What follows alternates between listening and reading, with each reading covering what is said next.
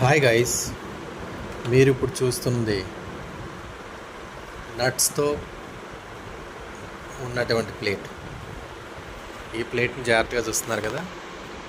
ఇందులో మనకి వాల్నట్స్, బాదం, జీడిపప్పు అండ్ పిస్తా పప్పు,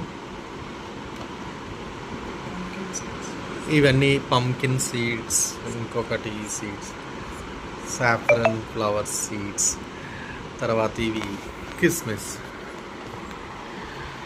అండ్ ఇవి ఫ్లాక్సీ సీడ్స్. ఇవన్నీ ఎందుకు చూపిస్తున్నానంటే బేసిక్గా ఇప్పుడు ఇవన్నీ ఈ కంటెంట్ అంతా మన బాడీలోకి వెళ్ళాలి, కానీ ఇవన్నీ మనం తీసుకుంటాం.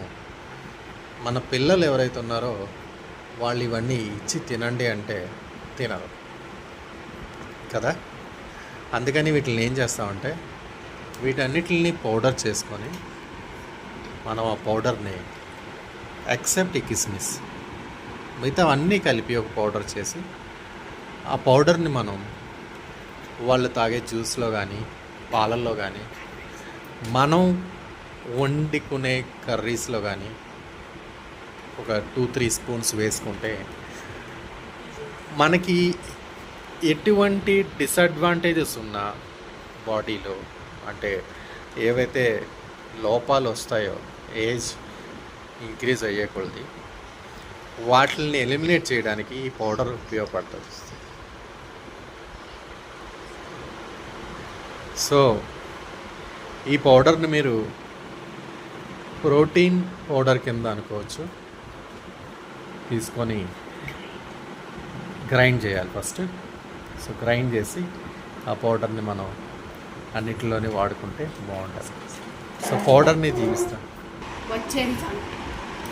ఇదిగోండి పౌడర్. సో గ్రైండ్ చేసిన తర్వాత ఇలా ఉంటుంది పౌడర్. సో ఇది హెయిర్ని కూడా బాగా గ్రోత్ చేస్తుంది.